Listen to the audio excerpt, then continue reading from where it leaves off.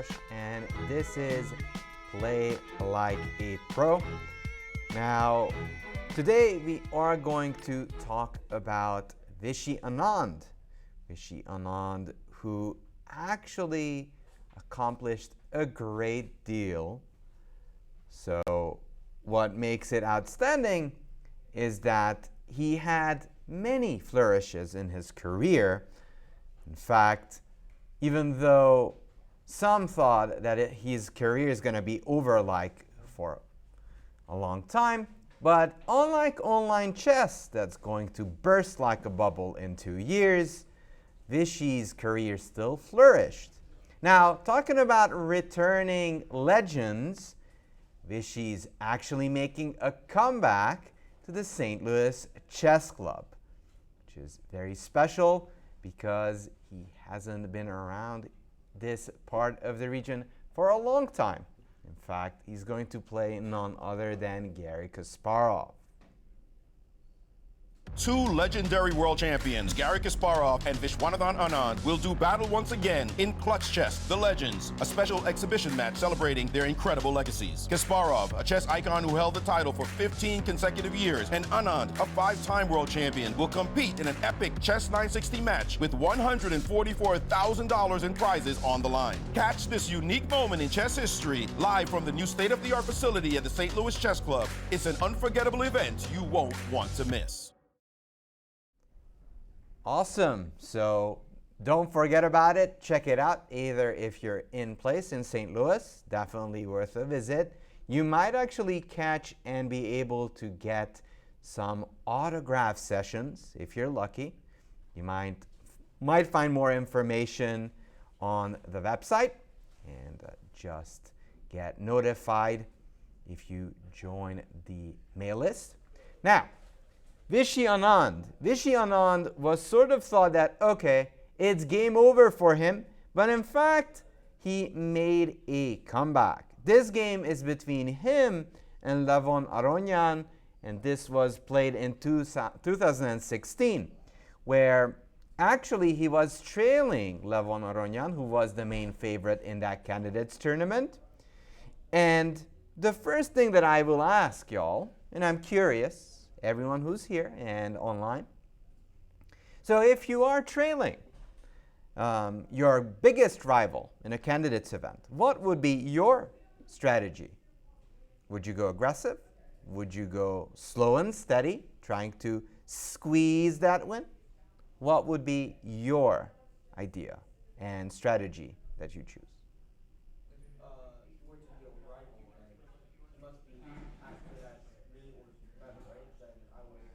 Well, you guys are roughly the same level.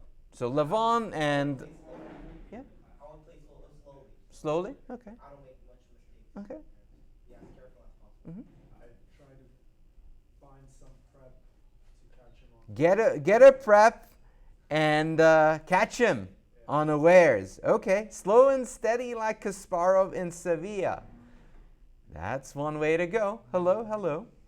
So let's see what he did. Now, this might actually surprise you, the opening that you'll see here, because Vishy's opening was somewhat of a surprise.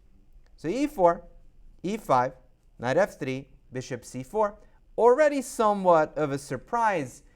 Even then, and today, bishop b5, the Spanish, is considered to be the most critical line, even though people do play bishop c4 quite a bit as well. Now, bishop c5. Now, knight f6 is possible, but this is an important matchup between Vishy and Levon. Don't forget, this is 2016. Knight f6 wasn't as popular at that time. Everybody and their grandpa played bishop c5 exclusively. Knight f6 is a normal move, but it involves a pawn sacrifice and goes on, which leads to many wild positions, including Fischer's favorite h6, knight h3, which is quite a wrinkle and been very successful with it. There are other lines. The bishop can also hop to d3, not to mention queen to f3. But what I said earlier on, and I'll repeat because it's important to get what was the game situation then. Vishy was half a point behind, so for black to take a chance and risk getting a pawn down makes no sense from a strategical perspective. Why would he want to do that? So it actually makes a lot of sense that Levon goes bishop to c5. c3, knight f6, d3, and he's playing what is called the Giuoco piano, meaning the slow and serene Italian. Even in its name it says it's going to be a slower game, so it's a slow burner, Kasparov style. d6, castles, a6. Now, some of you may know of the game, but if you don't, how would you go about playing this position over here? What would be a way you'd continue? From my experience of playing the Italian, I used to play b4. b4 definitely is an idea, trying to expand on the queen side. Now, recently people started playing bishop g5, but that actually hasn't really been explored and was sort of frowned upon, especially when black didn't castle. Now, for example, if black castles, and this has sort of been a topic in a famous game between Carlsen and Karyakin, where white goes bishop g5 and actually sacrifices on g5 and tries to create weaknesses or just keep that ping going. It's actually a very important idea. For that reason, Levon goes a6, and bishop g5 wasn't that popular. The last reminder, we are in 2016, so bishop g5 wasn't on the horizon and people weren't really considering it quite a big deal. So a4. And a4 right now doesn't seem like a move that would be surprising, but actually at that moment, this was incredibly rare. This wasn't even popular. Popular moves were bishop b3, knight d2, and sort of playing the Italian like it's a Spanish opening. a4 makes it more of a especially critical idea for white. Still hanging up, still thinking of b4, but also waiting for black to respond. Black goes bishop a7. And here, Vishy goes knight to a3. And knight to a3 is, again, unique. In fact, isn't as popular these days, but it's by no means a mistake and by no means is wrong. Knight a3, at first blink, it looks strange because what is the knight doing on the side of the board? But in fact, it has a goal. So if you're new to these lectures that I'm doing, it's usually interactive. So if you have a question, feel free to raise your hand and ask away. But I'm also going to ask questions. That's also part of the deal. So I'm curious. You put the knight on a3. Well, what do you think Vishy is planning to do with that knight? Go knight c2. Maybe push for d4 or d4. Definitely go knight c2. Pushing d4 is still a bit early. The pawn on e4 definitely needs defenders. What else can we consider? I mean, knight c2, but apart from the idea of d4, what could knight c2 prepare? Bishop e3. Of course, bishop e3. So knight c2, it also prepares the idea of bishop e3. Now, you might be asking the question, well, what's the point of bringing this knight over? You can play bishop e3 immediately. The difference is, if you go bishop e3 now, black can capture and you must take with the pawn. Now, it has its ups and downs. We do get the open file, but if there's no attack happening there, the game is just going to end in a draw. So with Vishy going with the idea of knight a3, going knight c2, bishop e3, he's gaining the extra option to capture with a piece. So knight e7, very thematic play by Levon, getting the knight over to g6. Knight c2, bishop e3, castles. Bishop takes, rook takes. Now, for the uninitiated, you have this feeling that, okay, there's not a lot of things happening so far. But Black has one glaring issue in his position. What could that be? It's glaring for me, but been playing this game for a while. What is actually quite atrocious for Black? The bishop on c8, exactly. And what Levon is struggling with that one is that, well, even if you go e6, then you sort of get a dynamic position, but not a dynamic position you want in the tournament situation. Black gets counterplay, but Black gets a target in the position, a doubled pawn, and a potential weakness. So this is something that Vishy is looking forward to. If you put the bishop to d7, the bishop might be just staying there, but it doesn't really have a lot of power to it. Now, so we went knight e3. If we get a free hand of what to do, what should we consider here for white? What moves would we play if we see a passing move from our opponent?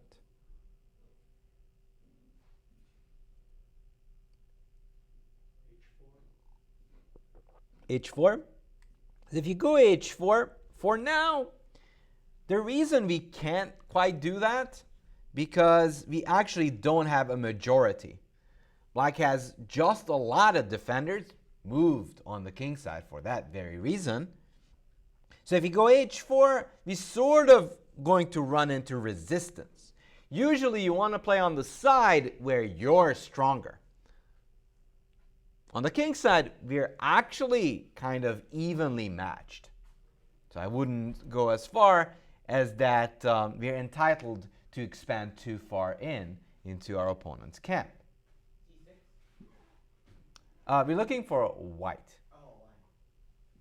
c6 is definitely an idea for Black. Black could consider pushing pawns and trying to get some control in the center. So what I'm asking is how we can try to milk this position for white. How can white try to increase his advantage in this position if it was his turn? b4 is one way, for sure. But b4 by in itself is not too restrictive, by the way. b4 is not wrong. b4 is a typical idea, one way of playing the position.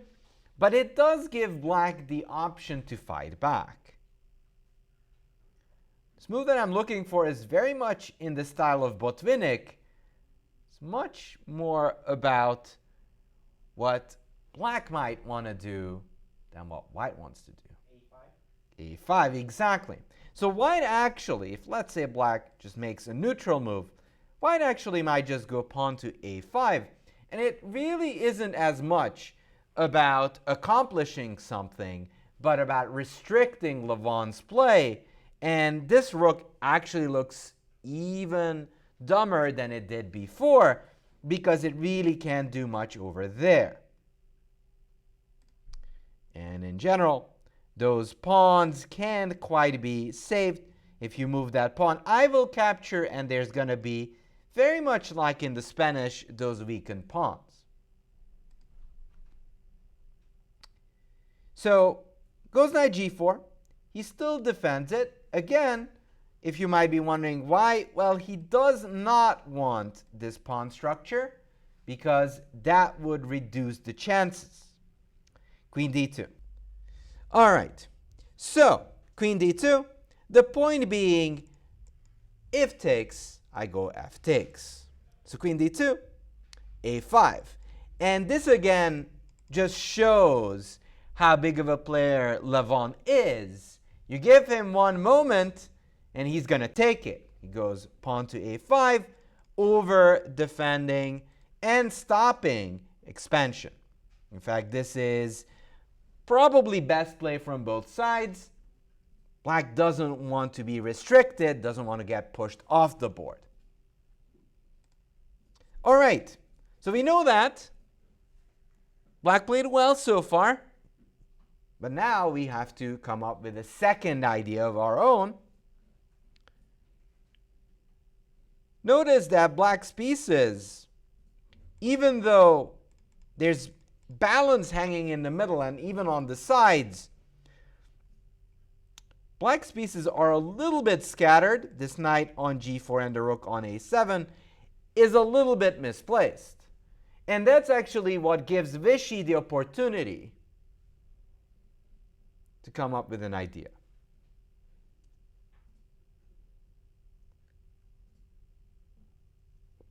So what should Vishy do here?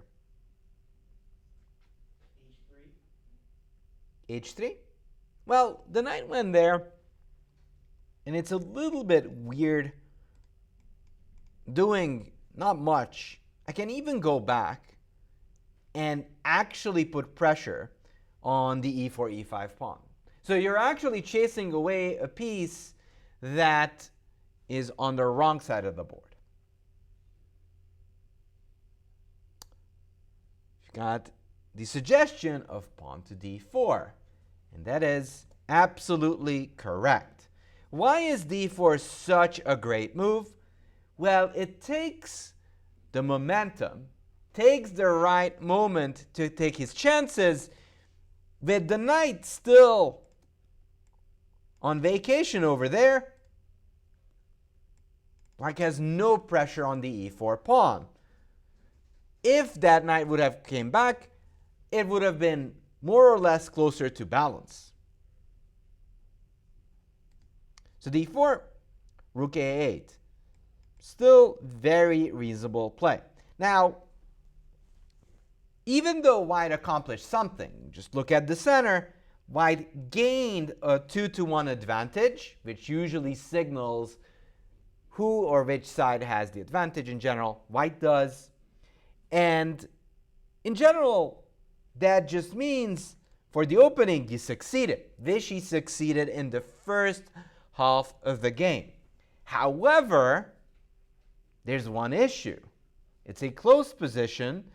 Therefore, winning it will take some time.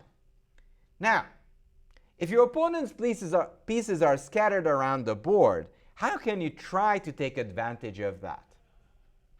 Any ideas?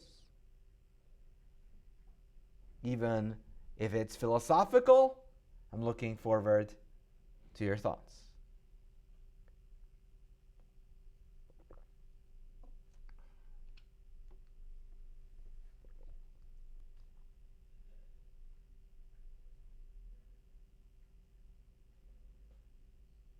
Because there is this moment in time where Black actually is behind. Black doesn't have all of their pieces organized.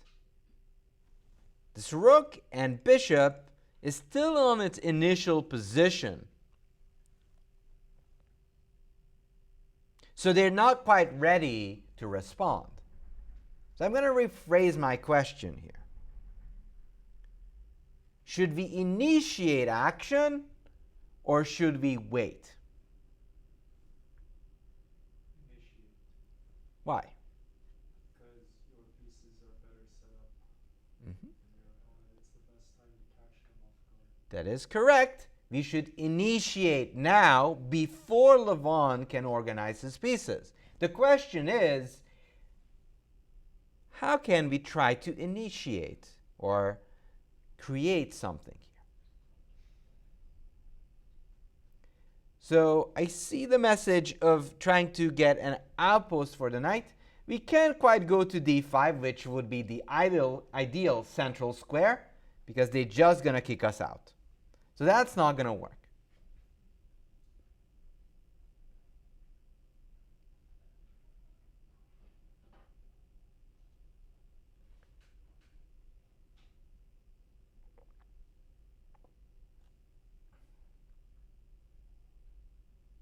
So you can look at it from the perspective of what is left, what is not involved in our position. Look at the queen, the two knights, very well positioned, everything's coordinated, but what is left for white to do? Develop the rook. The rook. But what rooks need in the first place? Space. Or An open file. Open files. So therefore, Vishy takes on e5. So rooks, if I move my rook, just move it to e1, that's not going to accomplish a whole lot. It's not a bad move per se.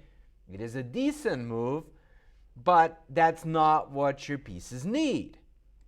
After d takes, as the position opens up and the rook gets on the open files, that's when the rooks need to join the fray. Before that, it's not going to be as effective.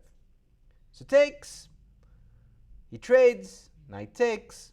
Now if black takes, white might just go rook d1, takes, takes, and you might just notice how like these small accumulated ideas add up. Black is already in some sort of trouble here because you can go to d7, can go to g4. I will capture you in each and every case. If you go bishop e6, I will trade. You have a doubled pawn, and I will have the d file. So even though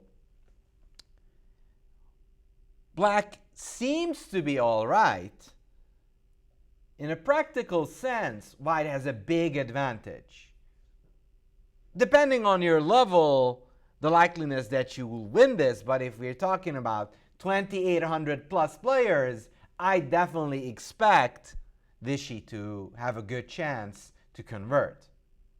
And that's actually the highest level of chess that you'll find where, strategically speaking, he has an advantage that he can actually transform into a material advantage. Right now, there's, of course, no material advantage for Vishy, but black is hard-pressed to untangle. So Levon chooses the idea of taking with the knight, but again, that means that I've got a pawn in the center, and this knight isn't going to stay there forever because I will be able to kick you out with pawn to f4, which means that white's advantage is much more stable. Okay, so again, success for Vishy, but we have to answer to Levon's big question, where to put our bishop that's attacked by the knight on e5.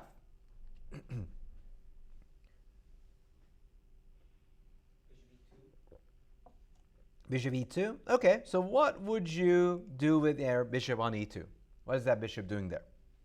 Controlling g4 so that f4 can now come. Okay, but I'm not actually convinced the g4 square is that important. Of course, black definitely plays with the idea of trading, but we're not at all forced to go into trades.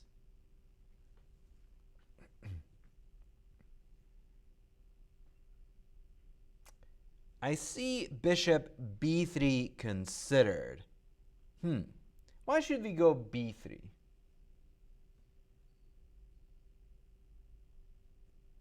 protect the a4 pawn so that the rook. Well, we protect the pawn, but most of the time when you're playing white, you have some aggressive intentions. It's not necessarily defensive.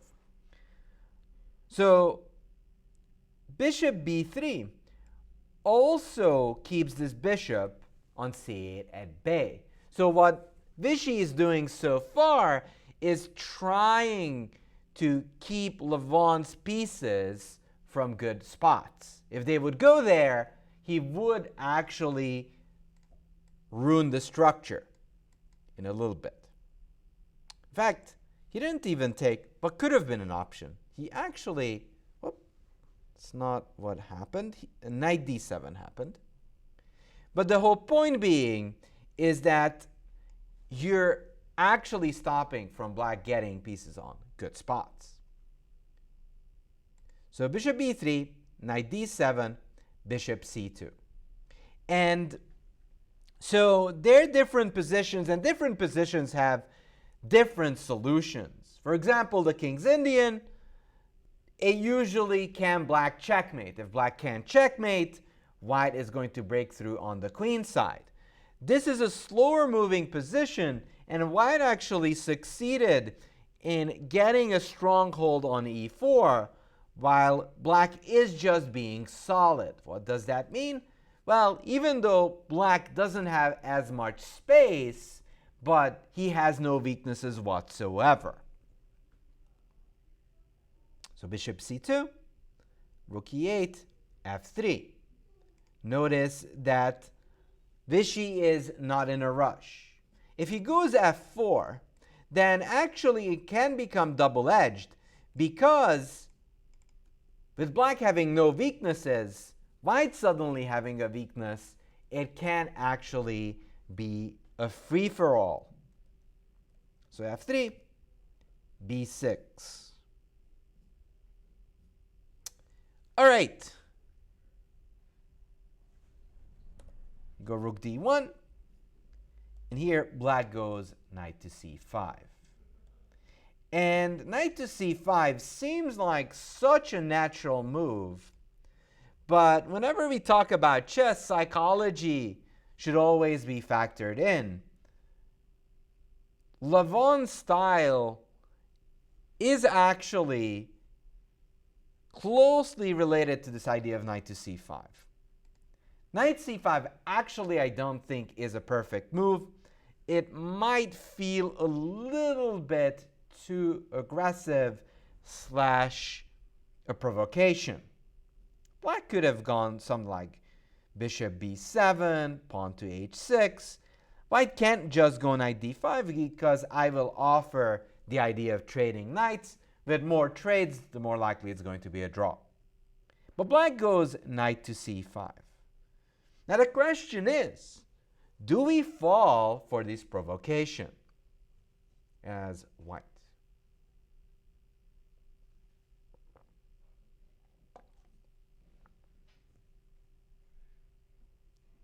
Because you're sort of trying to find a way through black's position.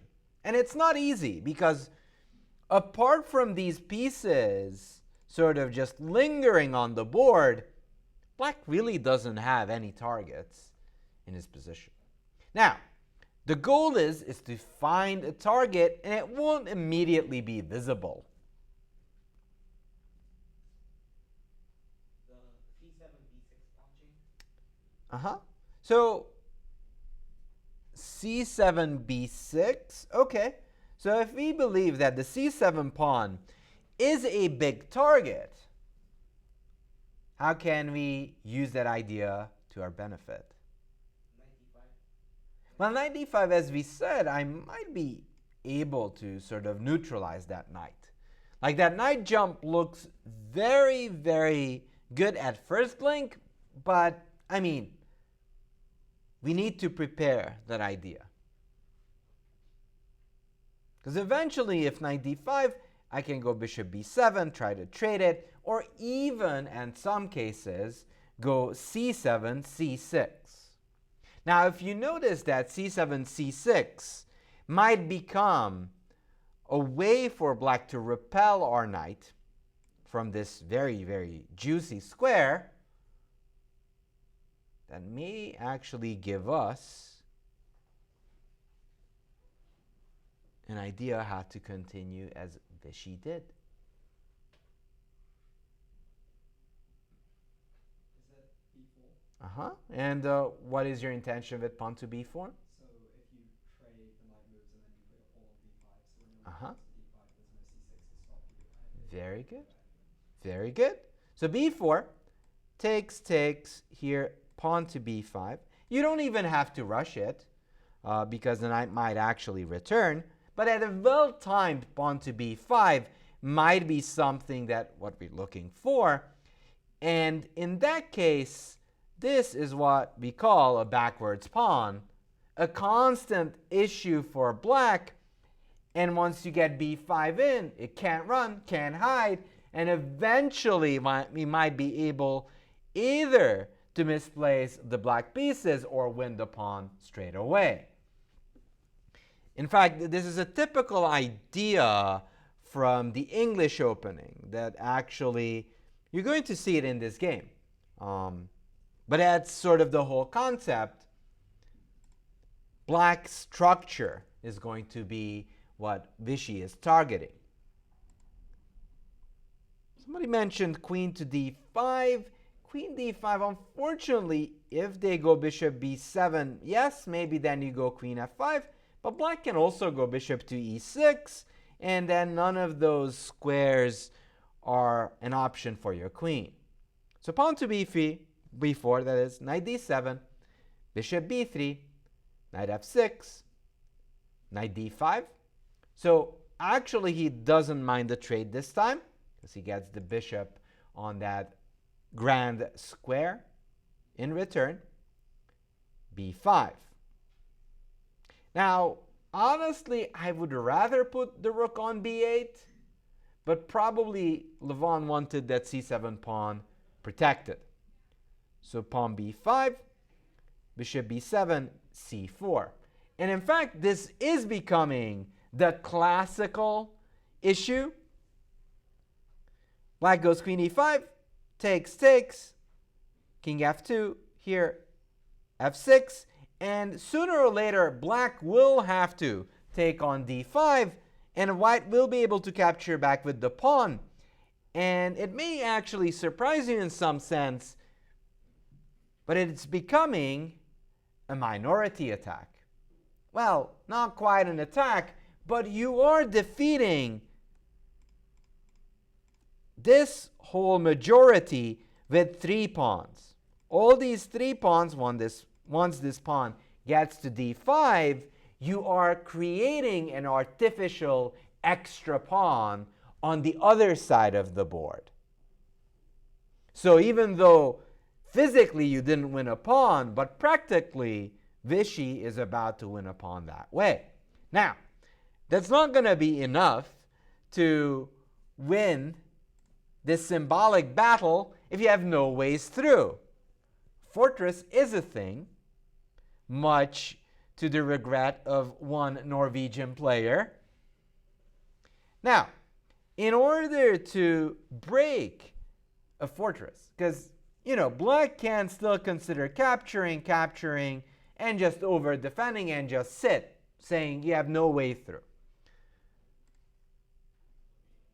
Obviously, we should be playing on this side of the board where we have the majority. The question is, how can we probe for weaknesses in Aronian's camp?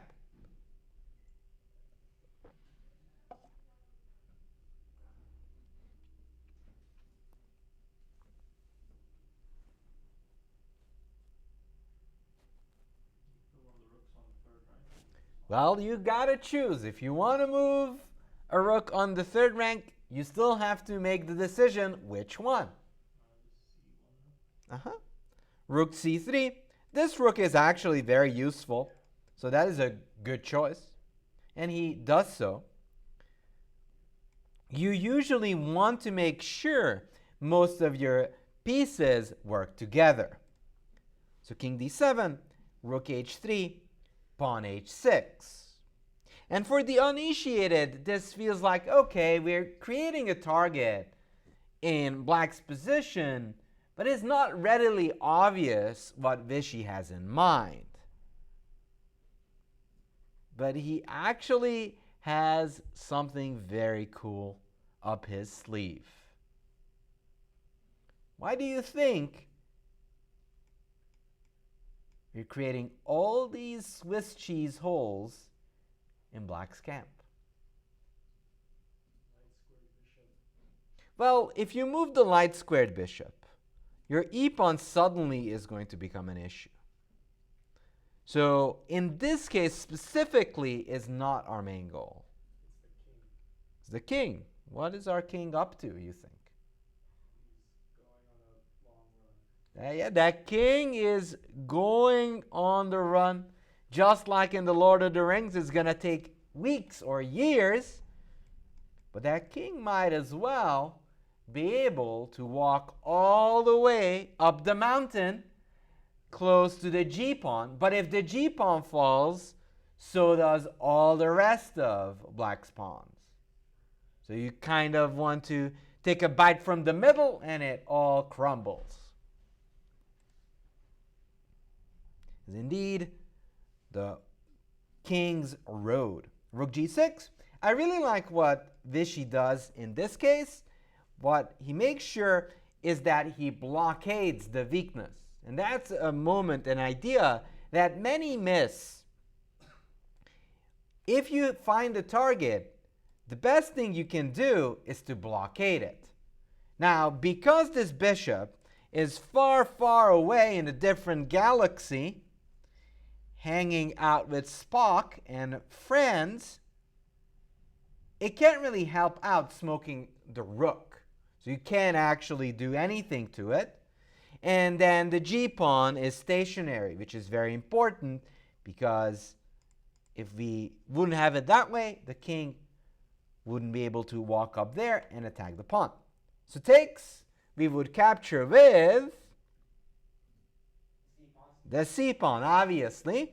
And then here comes the dream scenario. The pawn on C7 is on paper alive, but is actually a pawn zombie, because anytime it would move, it would meet its French executioner en passant. Well, that's not quite the en passant I dreamt of, but this one would be good enough. So that pawn essentially is lost. It's useless. So rook a8, king f3, king g4. And this is actually really, really annoying for Levon, because Vishy's king is coming, and nothing is as strong a piece in an ending as a king is. It's the strongest piece, and it's actually very useful. So rook takes, rook d2. And this is important. Vishy keeps the rook on the board, so it's not going to be that easy, and he's also threatening to double those two tractors on the 7th, and it's actually very dangerous. Like if you take here, I go rook c2, I take there. If I win one more pawn, and it's very likely I'm going to do so, then black is going to get checkmated. Also, that king is really, really passive. One thing that I always tell during my lectures, but it's actually an important thing to mention, if you ever get into an ending, never get your king cut. What makes Levon's position so dire is that this king never had a chance not to get caught off from the other forces. So white actually will be near winning most of the endings and pawn races, because black's king will never participate, or it will have a tough time. Now, Levon is going to attempt to involve that king in the action, but it's just doomed to fail. So here, king b8. Of course, in case of rook c2, he could go rook c8. Okay, so even though said and done and what we considered, we still have a choice to make. We still have to figure out what we're going for. One of the biggest mistakes people do in endings, they assume just because this is the end part of it, it's easy. Well, in fact, you get way more options that you might have in the opening and middle game. Therefore, any of the decisions you make weighs heavier. So the cost is way higher. Kind of a version of chess Jeopardy. So, what should we do here? What pawns should we go after?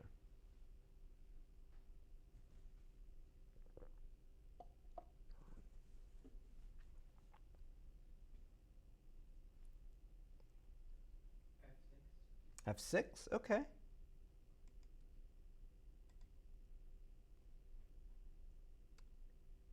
Anyone care for the H pawn?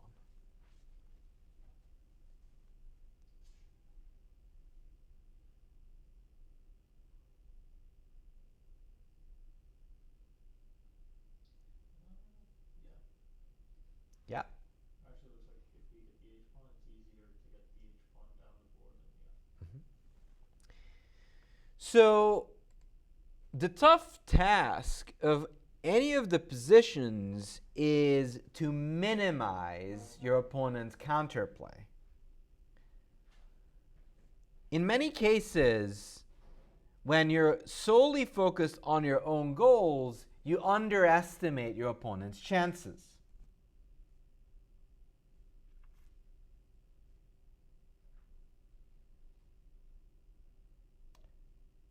So, one thing that is often forgotten, anytime you capture something, you open files. So let's see what he did. He first defended the pawn and actually went king f5.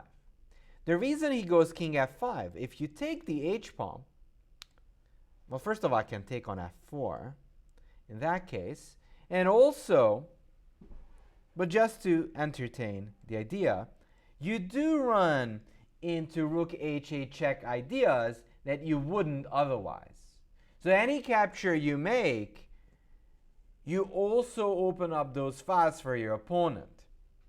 Now here is probably not that big of a deal.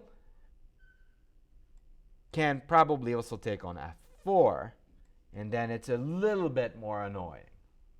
And I can't go after it with the rook instead of the king? Well, rook h7, I have rook h4.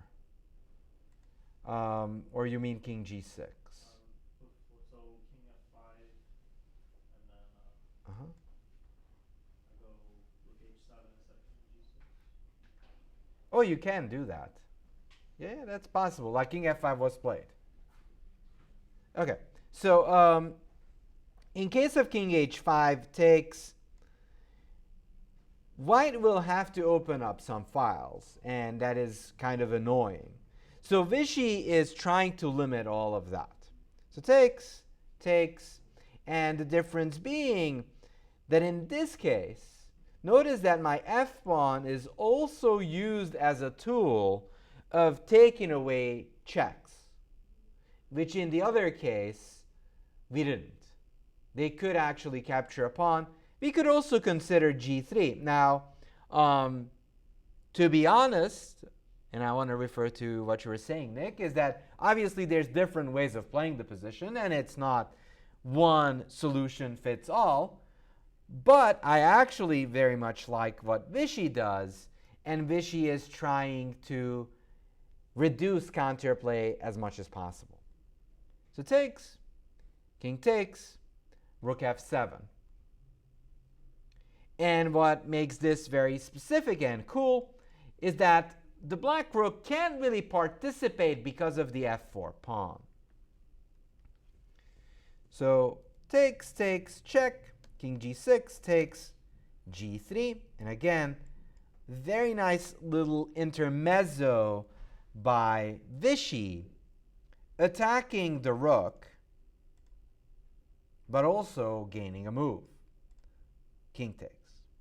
So I'm going to stop here for a moment, and I want you to just get in and just feel the difference between the two sides.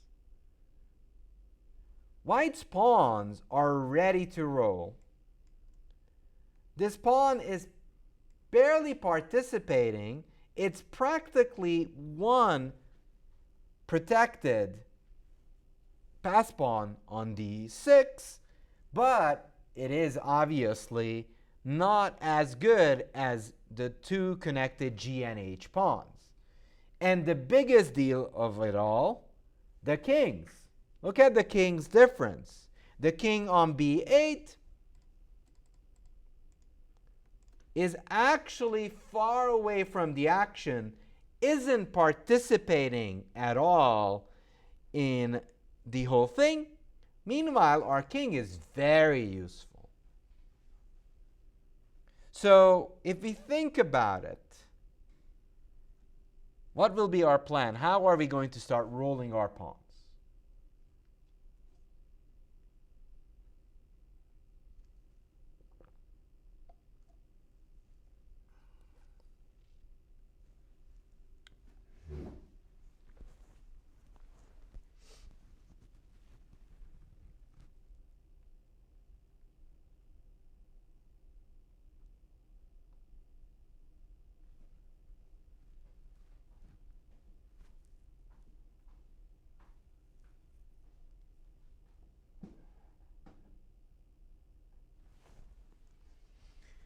Which side should we start pushing?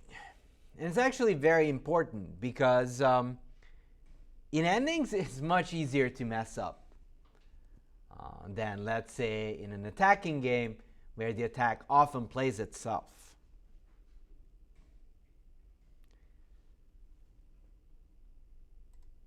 So you have to be mindful. If you just push the pawn, black can sort of cut it in half and stop you from rolling. King g5. We can decide later, but I think my king going to help like stop their d pawn. Okay, so Like, yeah, what would be your game plan? So you're going king g5 and that you're going to decide later, but what would be your plan if nothing really changes? I can push the h pawn down and use the king to escort it. Yeah. King g5 and the h pawn has an easier ride forward. Yes. You can also go h3, g4. h3 you also have to be mindful of getting skewered by the rook on c3. And then you have to go rook to g2. And like these details probably matter a little less here than in usual cases because of how superior white's pieces are and pawns are. But if you're playing any of your own endings, it actually will matter. If you're going to lose one tempi, might be costing you the whole game. Sometimes you might even lose the game because of that. So d5, king h5, same idea. Could go king g5 too.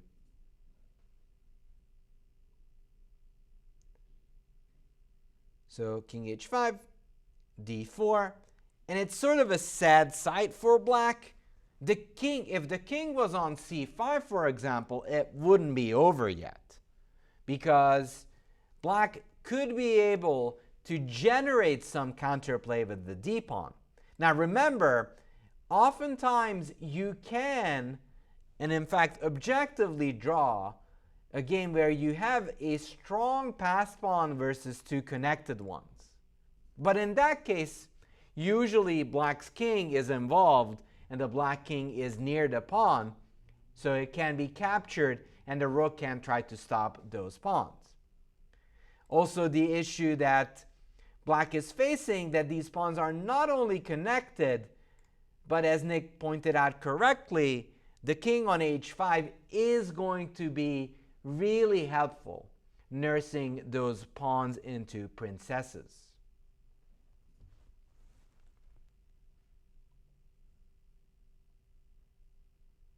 g4, h4.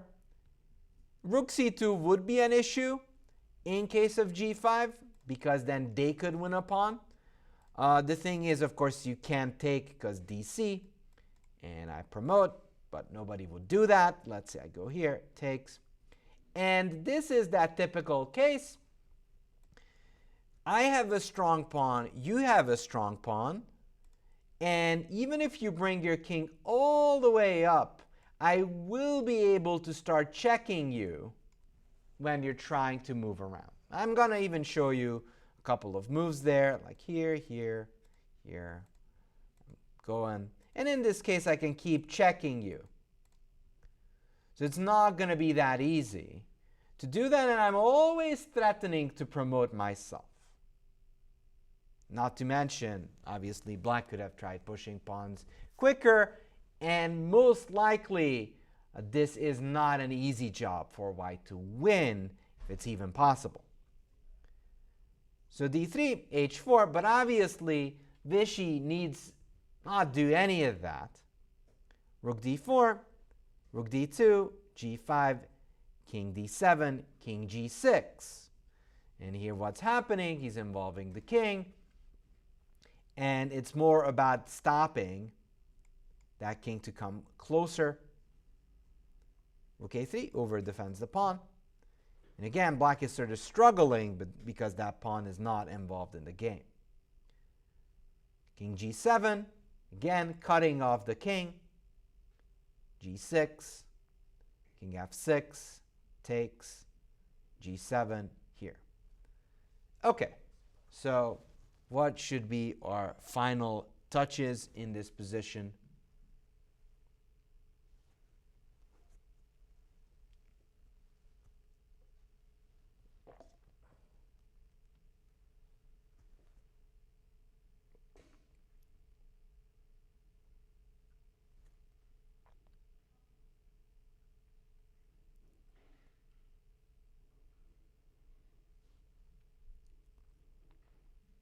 Let me just take the pawn.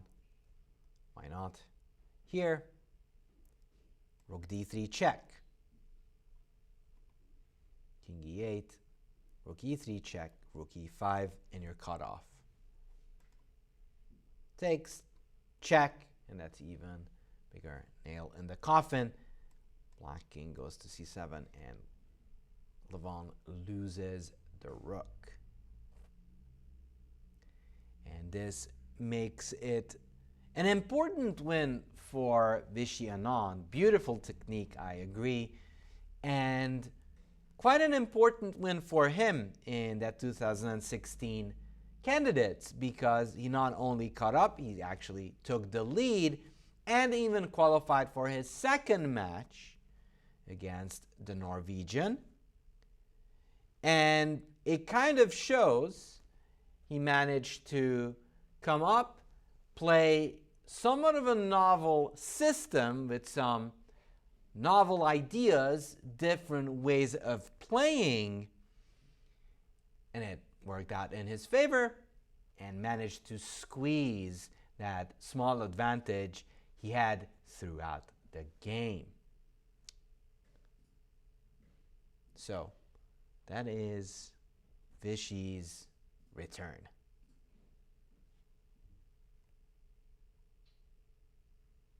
We taking a break? All right. If that's okay.